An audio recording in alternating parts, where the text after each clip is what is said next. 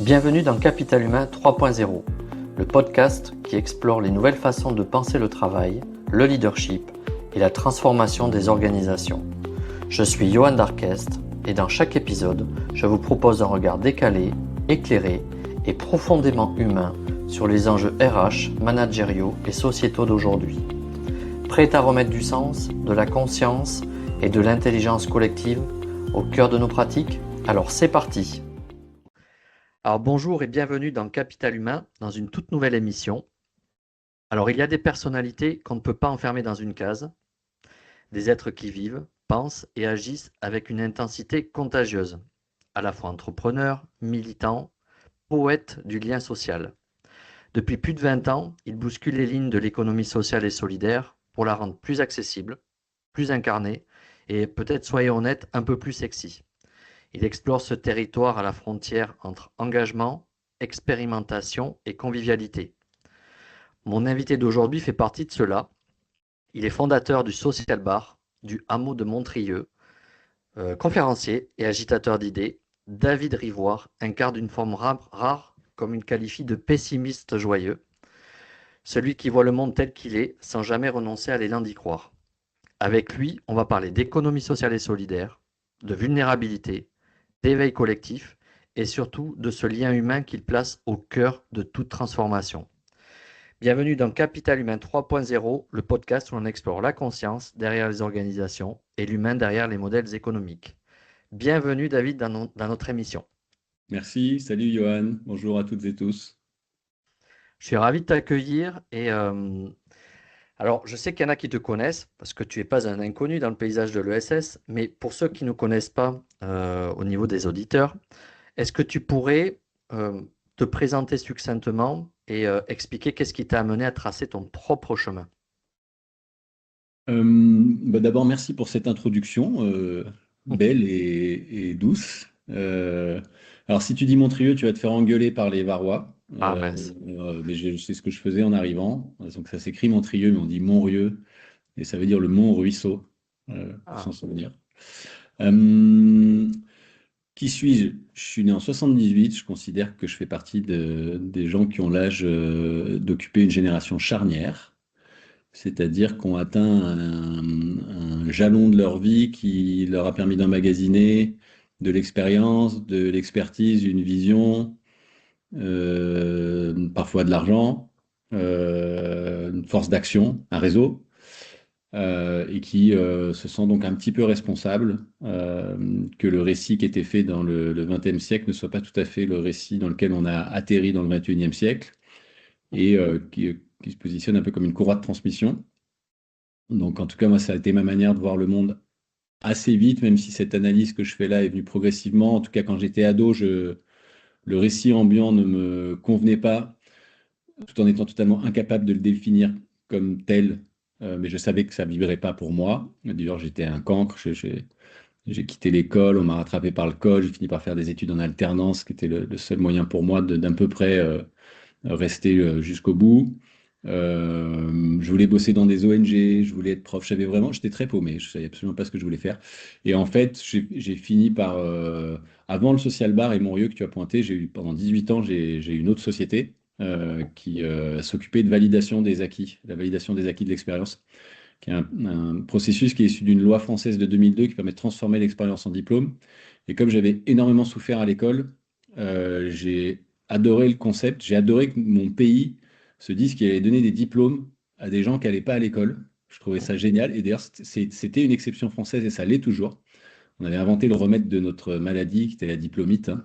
Donc j'ai fait ça pendant 18 ans. Et c'est ça qui m'a fait découvrir petit à petit la grande famille de l'économie sociale et solidaire.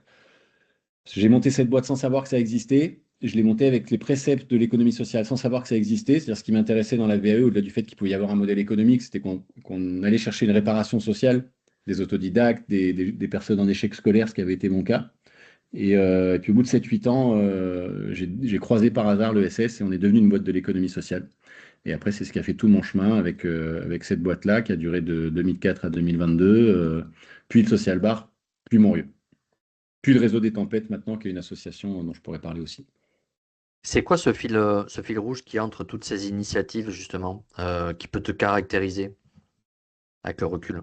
Je pense que le point de départ de ce fil rouge, c'est cet état d'ado paumé qui n'arrive pas à agripper le récit, en fait. Il n'arrive pas à agripper le récit. Ah oui, je fais des études, j'achète un costard, Mhm. je vois bien que j'essaye, mais je rame, quoi. Je rame vraiment, et je vois mes potes autour de moi, ils rament pas, eux. Ils font leur truc, ils font leur carrière. Donc, je pense que le point de départ, c'est ça.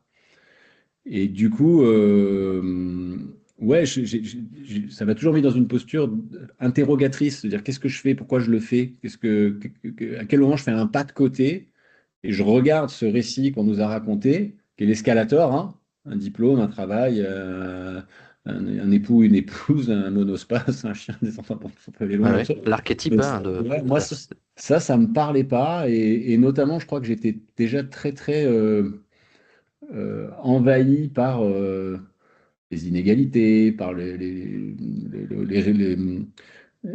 hommes et les femmes politiques que déjà je trouvais complètement à côté de la plaque ou à minima de leur discours. Je trouvais qu'on les regardait d'un œil. On parlait beaucoup j'entendais beaucoup dans ma famille ailleurs qu'on votait pour quelqu'un parce qu'il avait du charisme. Je comprenais pas qu'on vote pour quelqu'un pour qu'il ait du charisme. Mhm. Ça me choquait de Mhm. voir ça, mais même ça me faisait mal parfois de voir quelqu'un d'émerveillé devant le charisme d'un homme politique dont on savait que par ailleurs il s'en foutait pleinement et entièrement de tenir sa parole ou de l'intérêt général, même si on va plus loin.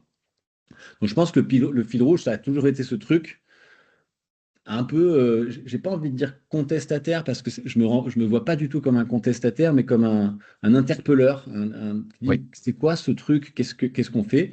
Et c'est là-dedans que j'ai cheminé un peu par hasard en fait. Et tu as retrouvé ce sens ou dans l'ESS ou est-ce que c'est un cadre dans lequel tu as pu trouver ton sens à toi? Oui, et ça a été une. Ok, moi je suis né en 78, c'est-à-dire quand j'étais ado et que je me projetais vers les études, on était dans le cœur du système de starification international. Depuis les Beatles, Michael Jackson, enfin c'était les idoles. On vient Mhm. par des idoles et puis on arrive aux stars internationales. Les nouvelles stars étaient devenues les businessmen. Chez nous, les Bernard Tapie, les Messier, etc. Et moi, j'ai fait une école de commerce. Je fais la seule qui était en alternance parce que ça permettait de pas payer l'école et je ne savais pas ce que j'allais faire. Donc, c'était une manière de continuer mon chemin, de me dire, tiens, on verra bien ce qui va se passer. Et c'est ça que le récit qu'on nous racontait dans ces écoles, en fait. Et ça, je pense que ça a beaucoup éveillé notre forme de lumière, de conscience, qui est de dire, mais en fait, le capitalisme, ça va pas du tout. Ça va pas du tout. Tout le discours est biaisé, en fait. Tout est tourné vers une performance qui elle-même est tournée vers une compétition pour les individus qui les épuisent et vers l'enrichissement de quelques-uns qui sont les spermatozoïdes gagnants. C'est la réplication des C'est ça. spermatozoïdes gagnants. Là où il paraît qu'on a découvert dernièrement qu'en fait c'est l'ovule qui choisit. Voilà, il faut Mm, qu'on mm. arrête. Euh, ça sonnait faux pour moi en fait. Donc oui, dans l'économie sociale, sans le vouloir d'abord, parce que quand j'ai monté cette boîte de validation d'acquis, je voyais bien que oui, j'avais identifié qu'il y avait un potentiel modèle économique derrière. Et d'ailleurs, je m'étais raconté, je m'en souviens maintenant, que je déplorais ce modèle économique qui me permettrait de vendre la boîte et à 40 ans, de ne plus avoir besoin de travailler pour pouvoir m'impliquer dans des ONG et des projets qui me tenaient à cœur. C'était ça le plan en fait, mais alors que j'avais en fait choisi un business qui allait être très très dur Eh à oui. rendre rentable. Parce qu'on est aussi à l'époque de la bulle Internet, etc. Donc, moi, je dis toujours pour rigoler, j'ai créé la boîte la même année que Facebook et on n'a pas du tout eu le même parcours. Mais à l'époque, très clairement, si on le regarde avec le recul, j'ai vraiment pas créé la boîte qui permettait de devenir riche. En fait, sans le savoir, j'ai créé une boîte qui me tenait à cœur, parce que ça me tenait à cœur de parler à des autodidactes et à les aider à se faire cette réhabilitation sociale, de recroire en eux. Et c'est ça qui me plaisait, en fait. C'est Et une autre donc, en forme de fait, richesse. Mm. oui, c'est-à-dire que je crois que sans nommer ça l'économie sociale, pour essayer de répondre à ta question de qu'est-ce que j'y ai trouvé, c'est ça que je cherchais déjà, en fait. Et donc, oui, D'accord. après, dans l'économie sociale, j'ai trouvé une forme d'exercice qui permettait d'aller dans une tentative de transformation. C'est-à-dire, on remet en cause les dogmes. On n'est pas que en train de faire de la performance maximum pour atteindre le capital maximum, etc. On regarde tout ce qu'il y a autour, en fait. Et c'est ce que j'ai essayé d'explorer, enfin, c'est ce que j'explore depuis effectivement un peu plus de 20 ans. Du coup, en fait, t'es quand même pas fâché avec le capitalisme, mais du coup, tu fais ce lien avec l'ESS et dans une forme de juste milieu quelque part, c'est ça? Entre les deux? Je parle pas de capitalisme Franchement, prédateur, hein, c'est non. autre chose. Depuis que je suis rentré par bien des chemins dans ce qu'on pourrait appeler une sorte de spiritualité ou d'éveil, pas du tout religieux ou perché, mais tout simplement moderne pour me comprendre, j'évite d'être fâché, en tout cas j'évite au maximum cette espèce de dualité qui serait de dire il y a les grands gentils et les grands méchants. Pour moi, il y a toujours une systémique derrière. Donc, non, je ne suis pas fâché avec le capitalisme, mais parce qu'il existe et parce qu'on l'a créé communément et que c'est notre histoire commune. En revanche, oui, je pourrais être fâché avec lui dans le sens où je ne crois pas qu'il doive perdurer dans sa forme actuelle, ne serait-ce que par son nom. On ne peut pas enrichir le capital, ne serait-ce que par cynisme. C'est-à-dire qu'à la fin, ça ne marche pas. On voit bien, comme maintenant on a sous nos yeux, encore il y a 30-40 ans, on ne voyait pas encore que ça déraillait. Maintenant, on a sous nos yeux le déraillement exponentiel de ce truc-là. Quel est le sens? Il y avait un article, je crois que c'était dans Le Monde aujourd'hui, de la REM négociée par Elon Musk dans Tesla, qui est de 1000 milliards en 5 ans de Mhm. rémunération. Et en fait, ça va me perdre de sens. Je veux dire, ça ne veut plus rien dire, quoi. Et ça fait longtemps que ça ne veut plus rien dire, tous ces trucs-là.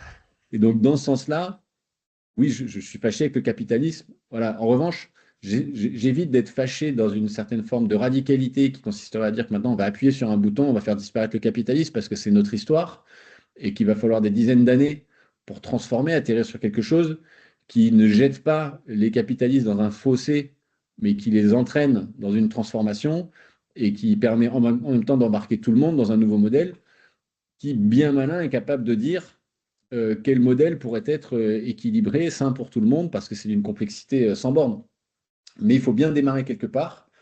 Et d'ailleurs, quand je me suis présenté, on a beaucoup parlé de mon parcours dans l'économie sociale, mais de plus en plus, j'essaie de me désigner comme un activiste. Mais ce mot aujourd'hui est Oui, connoté.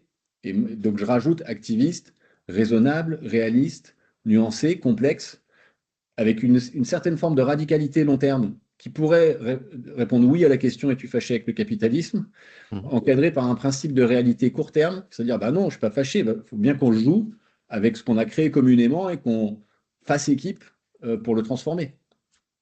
Complètement. Et justement, est-ce que l'ESS a un rôle à jouer justement dans cette recherche quelque part de modèle hybride par rapport à notre modèle de société? Et si oui, comment il peut aller encore plus loin?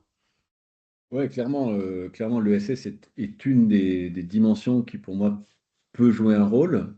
Euh, pour moi, elle a deux problèmes, l'ESS, c'est l'argent et l'argent. C'est l'argent d'une part parce qu'il y a très peu d'argent qui influe dans l'ESS pour des raisons capitalistiques. Le rendement est plus long et plus faible. Donc, l'argent du capital risque et des investisseurs reste aujourd'hui très massivement investi dans le capitalisme. Et quand je dis, la proportion est délirante, hein. Ouais, C'est du 1 pour 1000 minimum, quoi, quand complètement. tu regardes le capital risque. Et le deuxième problème qui alimente ça, qui est aussi l'argent, c'est que, et ça rejoint un peu ta question sur est-ce qu'on est fâché ou pas, c'est qu'effectivement, le secteur de l'ESS peut être potentiellement fâché avec le capitalisme au point de confondre la nécessité d'utiliser l'argent avec le fait que ce soit un but. Eh oui, Et du coup, comme aujourd'hui, notre carburant commun, c'est l'argent. Qu'on le veuille ou non, notre carburant commun, c'est l'argent. Bah, si on fait la course avec une mobilette face à une Ferrari, c'est normal que ce soit compliqué. Et c'est ce qui se passe dans le SS. Elle ne croit que extrêmement lentement. Et encore en ce moment, elle se fait tirer dessus à tout point de vue parce qu'elle a beaucoup aussi. vécue grâce aux subventions, grâce aux dons. Et d'ailleurs, elle est mal définie parce qu'elle est extrêmement large. Il y a plein d'endroits de la société où le SS fait office de délégation de services publics Ouais. parce que ce sont des endroits où il faut intervenir alors qu'il n'y aura jamais de modèle économique. Mm. Et à d'autres endroits, il y a des modèles économiques possibles. Et là, il faudrait qu'à cet endroit-là, eh bien, on utilise des outils du capitalisme pour créer une économie puissante, dès lors que c'est inscrit dans les gènes et donc dans les statuts que c'est une économie de l'égalité, du repartage, et qu'elle assainit la société, en fait. Mm. Donc oui, elle a un rôle à jouer, mais elle a besoin de faire elle a besoin de virer sa cutie. Et justement, dans cette perspective, il y a la notion, moi je trouvais ça intéressante quand on a préparé l'interview, c'est la notion de vulnérabilité, justement. Euh, Comment tu intègres cette notion-là toi, dans ton propre parcours, et aussi comment tu le vois dans ce changement de société, la notion de vulnérabilité. En plus, on en parle de plus en plus. Ouais, vulnérabilité, antifragilité, robustesse, on entend beaucoup de trucs. J'ai peut-être envie d'abord parler de mon propre parcours parce que c'est aussi très lié Oh, tiens. aux individus, Mm, la vulnérabilité. Et ça parle de patriarcat, et ça parle de domination, et ça parle de plein de mm, choses en fait. mm, Et en tout cas, moi je suis né dans une famille dysfonctionnelle dans laquelle il y avait de la violence. Au gré de mon chemin, plus je chemine et plus je m'aperçois que ces violences étaient beaucoup moins ordinaires que ce que je m'étais formulé. Et plus tu enlèves des couches, plus tu soulèves des placards, tu dis, oh, wow, il y avait quand même de l'ultra-violence dans ces endroits-là. Et donc, ils m'ont amené en tant que petit garçon élevé dans un monde patriarcal à créer des barrières d'invulnérabilité qui fait que pendant très longtemps, je me suis fait un récit que mon identité devait être une identité de force, de résistance, et là, doucement, de violence à un moment donné, mm, quand tu le confonds avec d'autres choses. bien sûr. Et donc, là, tu te fais un récit d'invulnérabilité. C'est-à-dire que tu réussiras coûte que coûte. Et je peux dire qu'à ce jeu-là, j'étais pas très mauvais, jusqu'au point de me prendre le mur.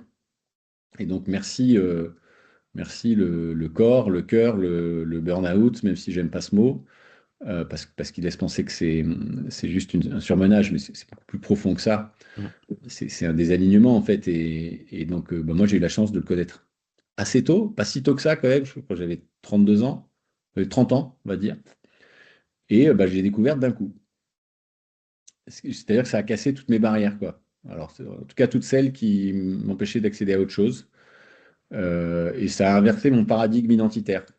C'est-à-dire que j'ai découvert un chemin où j'ai pu m'autoriser à pas toujours faire bien, à rater, à me tromper, etc. Et ça a été le tout début d'un très long chemin qui m'amène maintenant vers un cheminement très profond d'éveil et vers le lien social et vers tout un tas de choses, à la croyance que toutes nos souffrances qu'on croit qu'elles nous sont individuelles, nous sont plutôt collectives, et que c'est précisément par la mise en lumière de nos vulnérabilités qu'on peut re-entrer en lien avec soi, avec les autres, et réapprendre à vivre ensemble. Donc, pour moi, effectivement, la vulnérabilité a une place centrale, même si effectivement, comme à chaque fois qu'on trouve un nouveau truc, c'est assez vite galvaudé, ouais. confondu entre le vocable qui devient presque un espèce de marketing social et l'authenticité que cela requiert si tu veux le mettre en œuvre, quoi. Mm. Il y a vraiment un marketing des mots en ce moment, et un peu trop. Ouais. Et j'en suis, hein, Mm, faut bien aussi interpeller. mm. Mais à un moment donné, il y a un point de bascule où le marketing devient un espèce de truc où on comprend plus, quoi. Alors, justement, est-ce que, à travers de ce que tu viens de nous partager, dans ce que tu transmets dans tes actions au quotidien, y compris dans tes interventions, tu transmets cette partie de ce parcours et de cet éveil, justement, comme une clé importante pour d'autres? De plus en plus, parce que ce que je suis en capacité de verbaliser avec toi maintenant, c'est un long chemin progressif qu'on pourrait appeler la déconstruction, qui est un autre terme à la mode, Mhm. qui pour moi ne parle pas que de masculinité et de patriarcat. La déconstruction, c'est un truc plein. C'est de regarder ses certitudes, interpeller les dogmes et essayer de comprendre qu'on s'est peut-être trompé dans un raisonnement et que même le raisonnement d'après, il est encore faux parce qu'on chemine avec comme si un petit tableau qui s'éclairait au fur et à mesure. Mais oui, et en même temps, je regarde beaucoup l'endroit où je ne veux pas devenir une sorte d'apôtre de pacotille ou de personne qui croit qu'il a vu la lumière et qu'il a trouvé un truc, alors il va le brandir partout. Et en Ouais. même temps, je me remets aussi dans ce rôle de génération charnière et de dire, bon, j'ai quand même un chemin et je peux le partager. J'essaie de ne pas le partager comme une vérité, mais comme mon chemin. Et en voyant comment les gens peuvent le prendre ou pas. Donc oui, de plus en plus. Je suis en train de finir d'écrire un livre là-dessus, de monter des conférences sur ça, parce que oui, parce que je pense que c'est nécessaire et que c'est là où la vie m'a amené en fait. Ok.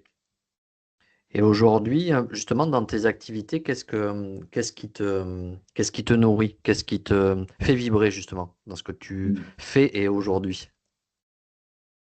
Ah, c'est une bonne question. Euh, D'abord, j'ai une chance inouïe. J'ai et je la mesure puisque avant d'avoir cette chance, je suis passé par des endroits pénibles. Alors, c'est de la pénibilité moderne, on va pas se mentir, hein, mais c'est toujours quand tu le compares au récit que tu t'étais fait de ce qu'allait devenir ta vie et de ce qu'elle est à un instant T, ben, moi j'ai traversé la dépression, les antidépresseurs, les psys, l'alcool, la coke, les addictions, les soirées, les nuits blanches avec le boulot le lendemain, le problème de trésorerie pendant 10 ans, l'anxiété permanente de savoir si tu vas continuer, plus d'appart pendant 2 ans et demi où je vivais sur le canapé de mon bureau. Donc en fait, quand tu sors de là, quand tu es dedans, bah, tu prends les rames et puis tu rames et puis c'est comme ça. Mais quand tu sors de là, tu mesures, tu dis, ah, wow, c'est cool d'arrêter ce truc-là, c'est cool, tu vois. Ouais. Donc, moi, j'ai cette chance inouïe de m'être extirpé dans un trou de souris de cette situation-là en vendant ma première boîte en 2020 que j'avais montée en 2004. Et donc, d'avoir récupéré deux trucs immensément agréables, c'est le temps et l'argent pour pouvoir les mettre au service de ce de ce qui répond à ta question. Qu'est-ce qui me nourrit, qu'est-ce qui me tient debout, qu'est-ce qui fait que je continue de me lever le matin. Et dans tout ce cheminement-là, qui est teinté d'une tentative de compréhension de la systémique de notre monde et de dénouer ce nœud incroyable dans lequel on s'est mis, Mhm. et de faire partie des tout petits premiers maillons embryonnaires de quelque chose d'autre qui se déroulera probablement sur des dizaines et des centaines d'années sans qu'on ait aucune idée, qu'on ne voit jamais ce que ça pourra donner. J'en arrive au lien social en fait, et au lien tout court d'ailleurs, parce que le lien social véhicule l'idée que c'est que nos relations interpersonnelles. Or, le lien, pour moi, est plus large. C'est le lien à soi. On est monté dans nos têtes, on a quitté nos corps et nos cœurs. Donc, c'est vraiment se reconnecter dans tout notre être. Et c'est ce qui nous permet d'être dans le lien social, dans le lien des autres, parce qu'on ne se connecte plus qu'avec la tête et les mots et les pensées, les idées. On se connecte avec les émotions, les ressentis, les énergies, et le lien à notre environnement, Mhm. au vivant. Le vivant n'étant pas que la nature, le vivant, c'est tout ce qui est autour de nous et ce qu'on ne voit pas et ce qui nous dépasse. Et ça, c'est ça aujourd'hui le moteur de mon quotidien, même s'il est aussi teinté de plein d'autres petites choses opérationnelles qui font comment on tient une entreprise, comment on continue. Et la deuxième immense chance que j'ai, c'est que comme ça fait 20 ans que je suis là, euh, et que mon burn-out a aussi été le début de la vulnérabilité qui consiste aussi à accepter que tu ne sais pas tout faire, alors j'ai appris à regarder ce que j'aime et ce que je sais faire et laisser aux autres personnes qui étaient plus douées que moi faire ce que je ne savais pas faire et ce que je n'aimais pas faire. Et aujourd'hui, je crois. Putain, j'avais cette conversation, je ne sais plus avec qui, hier, où je disais, je crois que pendant très longtemps, je me suis levé le matin avec un espèce de mal à la tête en me disant, si je regarde mon agenda, 90% de ce que je vais faire aujourd'hui, c'est pénible. Je dois le faire pour atteindre mon objectif interne, mais ça me coûte énormément. Et aujourd'hui, je crois que je peux vous dire que 99% de mon agenda, c'est que du plaisir. Donc c'est en ça que j'estime que j'ai une chance inouïe parce que j'ai l'impression de contribuer à ce qui m'anime pleinement, quoi.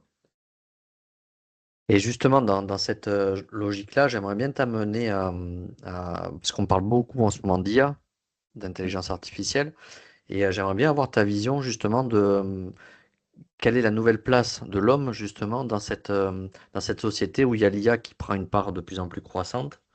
Et est-ce que ça rejoint la discussion qu'on vient d'avoir, selon toi?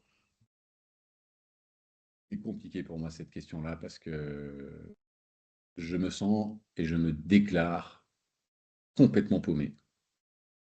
Ne serait-ce que ce que je pourrais estimer d'être ce qu'il faut penser là-dessus, si tant est qu'il Oui. faille penser quelque chose.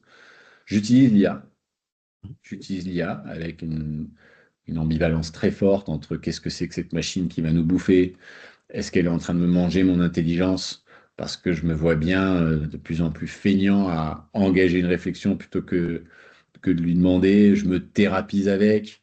Euh, et je crois que le récit que je me suis fait au début, c'est de dire de toute façon, ça va nous envahir, donc il faut que j'apprenne à regarder comment ça fonctionne pour pas être largué, quoi. Mhm. Euh, et en même temps, c'est effectivement ultra vertigineux. Ça bouffe au-delà de nous bouffer psychiquement, ça bouffe l'environnement puisque ça coûte énormément en termes d'énergie. Mhm. Mais comme beaucoup de trucs, en fait, parce que tu parles de l'IA, mais depuis 30-40 ans, l'OC a arrêté de prendre l'avion, arrêté de manger de la viande, trier ses déchets, rouler électrique, euh, tous ces trucs-là. Et ça fait partie de la position difficile parfois que je prends. C'est que d'abord, il y en a plein, c'était il y a 30 ou 40 ans qu'il fallait les faire, et que le paquebot, il n'a pas tourné, en fait. Je ne peux que constater que les forces capitalistes et consuméristes sont plus forts que tout, et que elles vont beaucoup plus vite que l'évolution des comportements. Et ça parle du réseau des tempêtes, d'ailleurs, auquel je participe avec mon ami Pablo. Dire les tempêtes, elles vont être là, elles sont là d'ailleurs. Elles sont Oui. là. Donc en fait, je ne dis pas, et je tiens à le dire, qu'il ne faut pas faire tout ça, qu'il ne faut pas adopter ces comportements.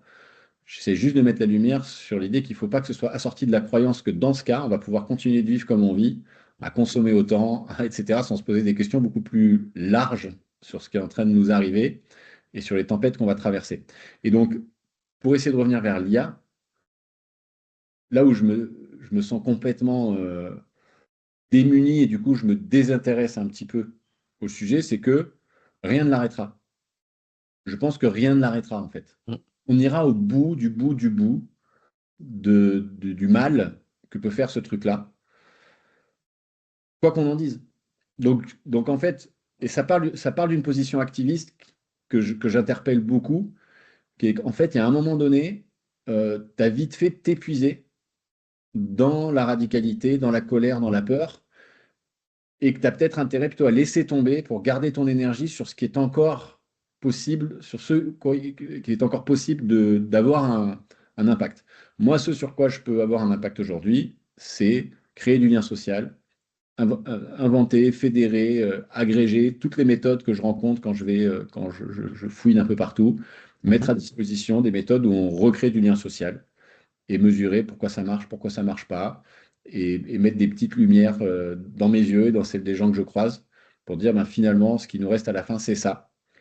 Et je ne vais pas mettre mon énergie à lutter contre une machine qui est 1000 fois plus forte que moi. En tout cas, pas frontalement. Je suis Oui, pas. je comprends, ouais. Et finalement, est-ce que dans tout ça, on peut se dire que il y a peut-être, comment dire, euh, une forme en fait d'équilibration parce que finalement, ça nous pousse dans nos retranchements en termes d'espèce humaine, justement, à aller chercher des choses beaucoup plus profondes. En fait, je ne sais pas si tu partages ce constat, mais des fois, les menaces sont des opportunités pour pouvoir changer, des prétextes. Et est-ce que tu partages cette vision justement que cette pression externe peut-être nous amène à aller revenir vers l'intérieur plutôt que d'être focalisé sur l'extérieur? Oui, je partage complètement en fait. Je crois que c'est ce que j'ai essayé d'exprimer. C'est que quand on commence à pointer une menace, comme on le fait depuis maintenant un certain temps, les années 60-70, hein, les rapports Meadows commencent à dire ça va être le bordel dans quelques dizaines d'années. Moi, ma génération, on se dirait, ce sera pas pour nous, ce sera pour nos petits-enfants, nos petits-enfants. Et puis on se dit, non, en fait, c'est plus que pour nous. Euh, oui, soit on peut adopter une posture, on est contre. Donc on lutte contre, et il faut très certainement le faire. Mais quand on ne fait que lutter contre, parfois on est dos à ce pourquoi on veut lutter, c'est-à-dire c'est quoi Mhm. l'après. C'est quoi le contre, il arrête ce qu'on veut arrêter, mais il ne construit pas forcément l'alternative en fait. Ouais. Et donc, c'est vrai que j'ai tendance à penser que le contre est en train d'échouer. Il suffit de regarder scientifiquement où on va d'ailleurs, hein. Mhm. Donc, si on se tournait vers le pour, qu'est-ce qu'on aura envie de conserver à tout prix, quoi? Moi, c'est un peu là où j'en suis. Eh ben, ce que j'ai envie de conserver à tout prix, c'est le lien social. Quand je passe un week-end à faire des copsychologie avec des gens, Mhm. on n'est pas sur l'IA, on n'est pas sur nos portables et on sort ce week-end en s'étant reconnecté profondément à ce qu'on est. Et je pense qu'on a mis tous ensemble une petite pièce dans la machine de dire il y a un chemin possible pour ce qui restera. Il ne faudra pas qu'on perde de vue que c'est ça qui nous relie, quoi qu'il arrive par ailleurs. Et oui, c'est peut-être vraiment ça la place de l'être humain, quelque part. C'est relationner, le lien social, les émotions, c'est tout On ça. est des êtres sociaux, on est des êtres Mhm. sociaux. D'ailleurs, enfin, nos problèmes nous viennent de là. On a désappris à vivre ensemble. Donc, on ne pourra pas vivre dans un bunker, on ne pourra pas vivre sans les autres. Il faut qu'on réapprenne et on savait le faire. Et d'ailleurs, moi, je suis souvent assez stupéfait de ce que tu peux reconstruire de lien en un week-end avec des inconnus. C'est stupéfiant. Vraiment. Et c'est plein d'espoir, du coup. Parce que tu te dis que ce qu'on a cassé, ce qui nous a amené à de l'individualisme, à des postures de méfiance, à du communautarisme, parfois des buts d'agressivité et de violence, hein, qu'on pointe, bah en fait, ça se reconstruit assez vite si tu remets des trucs simples au milieu qui sont de refaire du lien et de créer un espace de sécurité où chacun peut exprimer ce qu'il est en tant qu'individu. Et est-ce que justement ce que tu partages, ces expériences-là, est-ce que c'est pas quelque part un laboratoire pour donner la base d'un nouveau paradigme de société, justement, où on peut apprendre de ces expériences? Complètement, nous, CDR, c'est comme ça qu'on se définit, laboratoire à ciel ouvert au Ok. hameau. Mhm. Je peux même ajouter que ce sont des entreprises de l'économie sociale qui ont chacune un laboratoire de recherche en leur sein. Ok. Donc, au hameau, par exemple, on a Poliana qui est docteur en anthropologie. Et donc, on part de loin. On étudie toute cette science de l'espèce humaine pour comprendre notre modernité et comprendre ce qui, dans un lieu comme le hameau, qui est un espèce de micro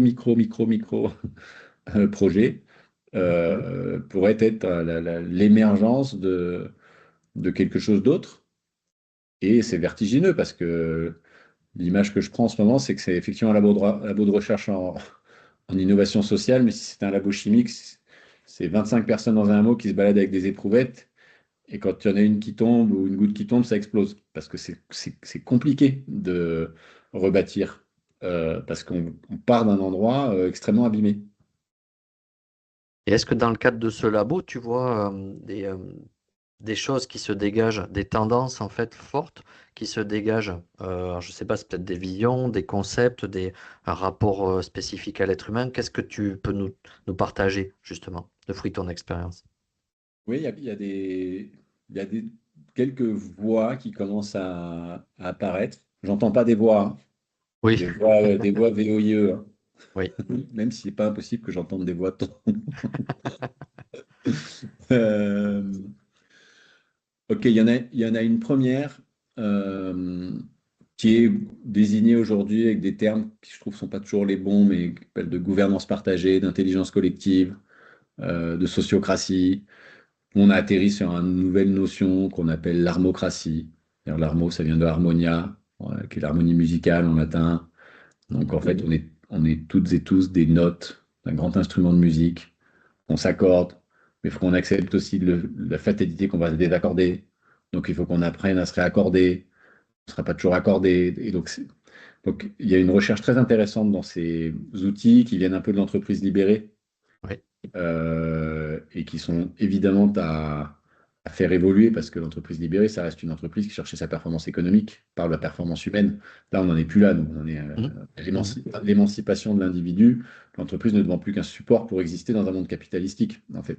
Donc, il y a des trucs très intéressants de ce côté-là qui, notamment, inversent tous les paradigmes que l'on connaît dans les organisations et les sociétés qui sont construites de manière pyramidale. Maintenant, on enlève la pyramide et on regarde ce qui se passe.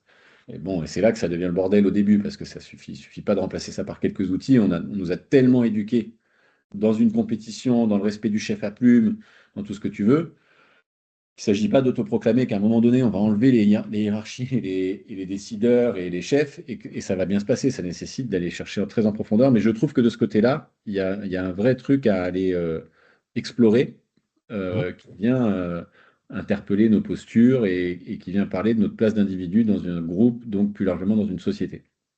Et tu penses que ça peut être à terme duplicable, ou il y a peut-être des expérimentations dans le champ des organisations, des entreprises?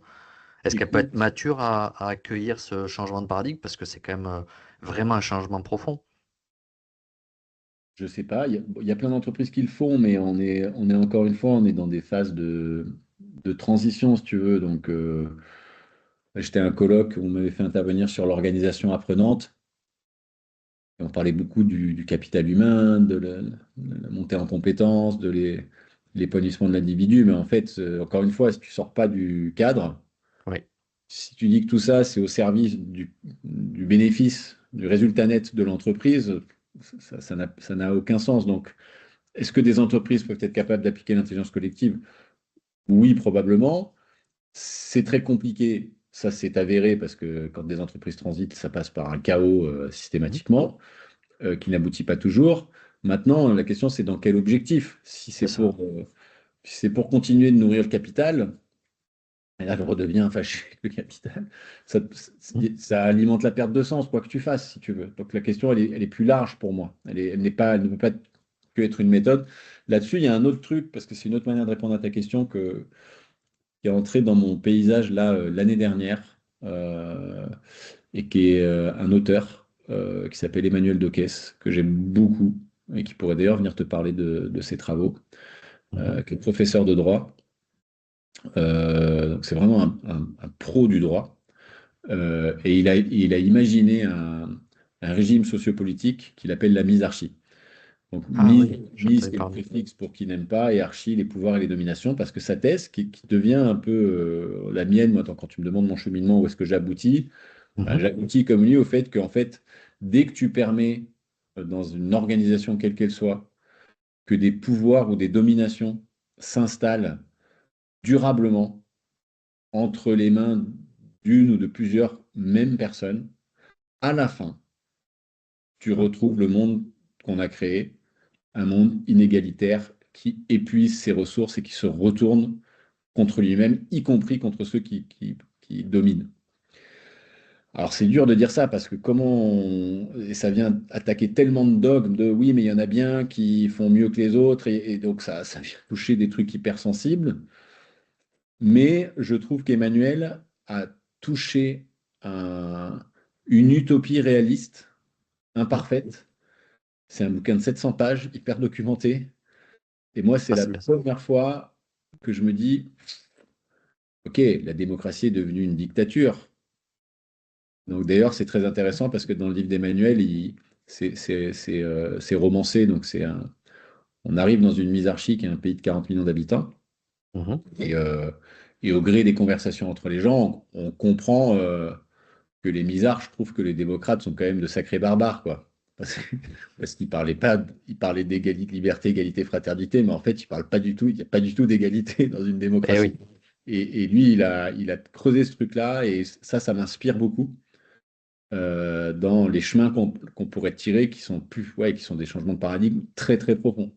Très, très profonds. À toutes les échelles de notre société, du coup, Ouais. institutionnelle, politique, économique, du Tel coup. qu'il l'a dessiné, ça s'applique à l'échelle d'une société. Et Ok. c'est ça qui est intéressant, je trouve, dans ce truc-là. tout cas, c'est une belle perspective. Est-ce que, comme on avance quand même pas mal dans l'entretien, est-ce que tu as envie de rajouter quelque chose, de partager, je sais pas moi, une vision, des conseils, euh, qu'est-ce que tu as envie de partager aux auditeurs dans la suite de ce qu'on vient de se dire? Et bien peut-être un truc qui complète la question que tu m'as posée avant là, c'est que intelligence collective, lien social, vivre ensemble, misarchie. Mhm. Hier soir, j'étais à l'inauguration du Fonds pour la démocratie, qui finalement part du même constat, et en fait qui cherche à améliorer la démocratie. Et super, est-ce que la misarchie est une manière d'améliorer la démocratie? Enfin, euh, tout ça, ces initiatives indispensables, qui donnent une petite lumière, une petite lueur, un espoir, restent, ne restent, à mon avis, que partiellement efficaces tant qu'elles sont euh, conçues dans le même paradigme, c'est-à-dire des outils qu'on va faire évoluer, Mhm. des petits boulons qu'on va tourner, des tournevis, etc., sans qu'on se dise, attends, si on retournait le gâteau, comment on l'observerait autrement? Et moi, si j'essaye de faire cet exercice et de retourner le gâteau, il y a un truc, je trouve, qu'on a perdu, qui est une forme de lien, dont on a un peu parlé, qu'on pourrait appeler la spiritualité. Et c'est toujours un mot glissant, la spiritualité, parce qu'il est tellement empreint d'une histoire religieuse, Surtout en France. Mhm. surtout en France, ouais, et avec des dérives, avec des dérives violentes parfois, et qui est une spiritualité finalement très intellectualisée, très ritualisée, très dogmatique. Donc le mot est glissant. Donc moi j'aime bien parler peut-être de spiritualité moderne, ou de spiritualité joyeuse, Mhm. d'éveil. Et en fait, ce qu'il y a derrière ça, c'est le sens. C'est qu'est-ce qu'on fait, quoi. Enfin, je veux dire, comment on interpelle les récits. Si le récit, c'est de continuer dans une logique et que le meilleur gagne, parce que c'est ça nos sociétés, Mhm. quoi qu'on se dise, C'est vrai. dès le plus jeune âge, et qu'on ne se raccroche pas à un truc plus grand que nous, qui est de dire comment on est ensemble et qu'on regarde ce qui se passe quand il y a des laissés pour compte et qu'on regarde euh, si effectivement ceux qui gagnent la course sont vraiment des gagnants ou pas. Là, on va faire de la mauvaise référence religieuse. Les premiers seront les derniers. Mais euh, en vrai, j'étais très loin de la spiritualité. En plus, moi, j'ai un père qui a été prêtre pendant 15 ans, qui était un curé défroqué. Ma maman avait un père juif hongrois. Donc, j'ai été empreint d'une culture religieuse Mhm. qui m'a rebuté tout de suite. Donc, j'étais très anti-clérical, anti-religieux. Et en fait, du coup, j'ai confondu cette position qui, pour moi, en fait, était un refus du rite imposé, du rite intellectualisé, du dogme, ce qui m'a tenu éloigné de la spiritualité à laquelle j'accède aujourd'hui, qui ne parle pas du tout de ça, qui est simplement un questionnement permanent qui pourrait être tout simple. Tout simple, est-ce que chaque jour, je suis en train de me demander si je m'écoute, si je suis aligné, si je suis au service des miens, si je suis en train de bâtir un monde dans lequel j'ai envie de vivre, et dans l'acceptation qu'il y a des choses que je ne comprends pas, que je ne comprendrai jamais, qui me dépassent et que je dois les respecter, en fait.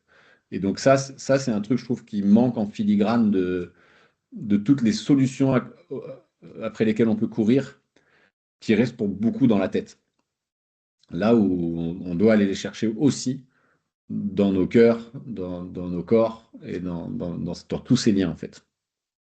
Est-ce que tu sens Voilà. pas que justement il y a la population au sens large revient à cette question du sens pragmatique au niveau du cœur? Est-ce que, tu vois, je prends un exemple, alors je sais que ça va peut-être te faire hérisser les poils de certains, mais il y a le Sacré-Cœur, le film, c'est intéressant parce que c'est peut-être révélateur de notre société.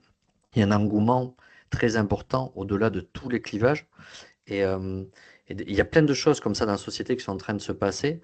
Et moi, j'ai l'impression qu'il y a ce revirement, peut-être ce retour aux fondamentaux. Est-ce que toi, tu le partages? Est-ce que ça fait le lien justement avec cette forme de spiritualité moderne? Alors, j'ai pas vu le film dont tu parles je m'aperçois Mhm. que j'ai pas de télé, je vais très peu au cinéma, donc je suis parfois un peu paumé, largué en tout cas sur ces trucs-là. Est-ce que c'est difficile pour moi de répondre à cette question euh, pour la raison que j'ai envie de répondre oui par rapport à ce que je vis moi. Oui. Mhm. Parce que je ne peux que constater que depuis que moi je fais ce chemin-là, je vois beaucoup de gens autour de moi le faire. Mais ce n'est que mon prisme. Est-ce que je peux Mhm. en déduire qu'il y a une tendance et un mouvement? J'ai envie d'y croire. Je ne sais pas. Euh, Et si je vais plus loin, dans la partie visible, depuis mon poste d'observation, celle qui peut me faire croire qu'il y a une tendance qui est en train de naître, je vois aussi déjà les points de bascule Ouais, dont je parlais tout à l'heure, hein, quand la lutte tombe dans la radicalité, quand bien sûr. là où on perd l'efficacité en fait de l'effet recherché. Je vois aussi naître une spiritualité finalement qui reste très individualiste. Mhm. C'est-à-dire comment j'arrive à me recentrer pour aller mieux, pour survivre dans ce système. Et d'ailleurs, ça parle d'éco-psychologie. Et l'éco-psychologie, elle dit, mais on ne peut pas parler de psychologie sans parler d'écologie.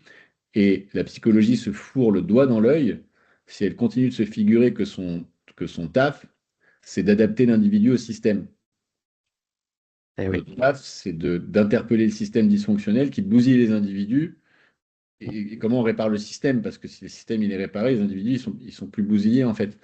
Et donc cette spiritualité qui est une tentative de survie dans ce système et donc très intériorisée et qui n'est Mhm. pas une spiritualité du lien, Mhm. et pas aussi une spiritualité du lien et de la joie, qui est une spiritualité très centrée sur soi, celle-là, voilà. Et est-ce que donc, dans le mouvement que tu supposes ou que tu suggères, moi je ne sais pas ce qui se passe en fait. Je ne sais C'est pas, vrai. et on est quand même devenu des spécialistes du point de dépasser le point de bascule, où on a une bonne idée, et puis derrière, bam, on se retrouve la gueule par terre parce qu'on fait trop, pas au bon endroit, et toujours dans cette dualité de dire ça c'était nul, alors on fait à fond ce truc-là, Mhm. au lieu de louvoyer dans un truc plus du juste milieu, quoi. Donc le lien social, comme tu dis, c'est une clé super importante du coup Mhm. Ouais. dans cette forme. Oui, ouais, le lien en Le général. lien en général, ouais, Le lien en général. complètement. Et il est forcément multiple. C'est-à-dire que tu ne peux pas dissocier le lien à toi du lien des autres, du lien de ton environnement. Mhm. Tout ça est intimement lié pour moi. Donc si tu rentres dans une spiritualité pardon, qui est très dans ton lien à toi, qui ne tient pas Tu compte te, des autres, bah tu perds. Il y a un truc qui manque, quoi. ouais, tu te confrontes pas en plus. Donc c'est à toi-même à travers ça. Eh bien, en tout cas, David, c'était super intéressant. Moi, en tout cas, je me suis régalé. Je pense que les auditeurs aussi. Est-ce que tu as un dernier mot que tu veux nous partager? Je sais pas, une actu, une inspiration. Qu'est-ce qui te vient là? Alors j'ai plein de choses. Donc Oui, je vais me permettre, puis tu couperas vas-y. si tu penses que c'est trop long. Au Social Bar, depuis 9 ans, on travaille sur le lien social et la convivialité. Et on se retrouve complètement schizo à avoir une partie de notre activité qui dépend d'un modèle qui est basé sur la vente d'alcool.